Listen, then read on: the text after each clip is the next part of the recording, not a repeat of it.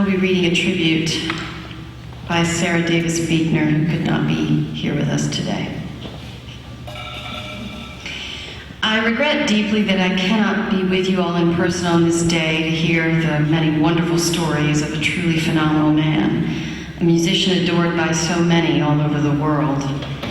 Maestro Diez was one of those rare artists who lived in communion with his art, whose dedication and integrity was apparent in nearly every word and deed of his life. He was an exemplar for us all. I seem to have been one of the few New York pianists who did not study with Herman, which is the flip side of saying that there were so many fine pianists who did study with Herman, and his pedagogical legacy is indeed something of a wonder in the great metropolis. Among my colleagues at the Juilliard School when I first arrived as a freshman were Danny Lawson, Antoine Zemmour, Mirta Gomez, and Erica Nikrens. Later I came to know Goodwin Samuel, Bennett Lerner, Michael Trenk, and others of the Diez pianistic family, who all sang the praises of the wonderful teacher from Greenwich House. From my own first meeting with Herman, I could perceive easily the nurturing side of a sensitive soul. I can't ever recall a conversation with Herman that wasn't laced with affection and gentle humor. He was a very kind man, an attribute that is mandatory in one who teaches youth.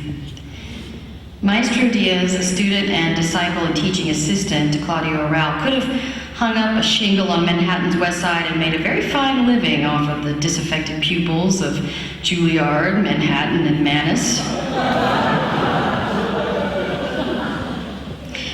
who regularly flocked to outside teachers for real guidance. I know because I had been one of those very pupils in need of remedial work, saddled with a burned out alcoholic professor at the world's so-called greatest music school. Really wish she was here today. There were plenty of young pianists in such boats in New York, and plenty of work for musicians who fished for their business. Herman Diez did not want or need any such fishing. Herman was married to the music, not to titles, not to money, not to ego gratification.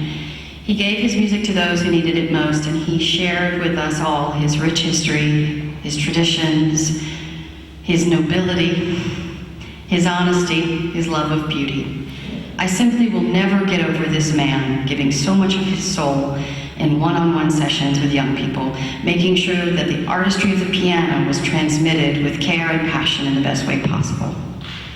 Herman seemed to like the way that I played the piano, even though I never studied with him. My own approach to the instrument is influenced by French and Central European traditions and has plenty of Arrau-type arm weight and tonal focus, or at least I hope so.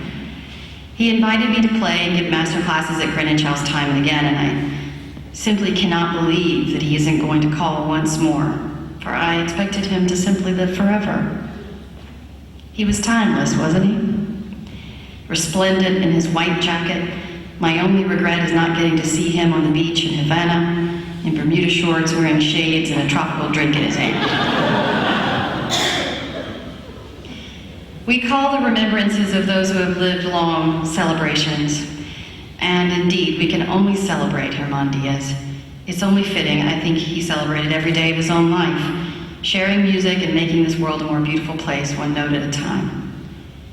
But I'm sorry to say, a part of me weeps, even upon writing these words, for selfishly, I don't want to let go of El Maestro.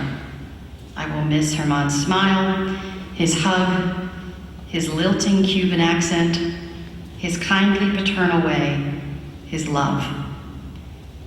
We will all miss that, won't we?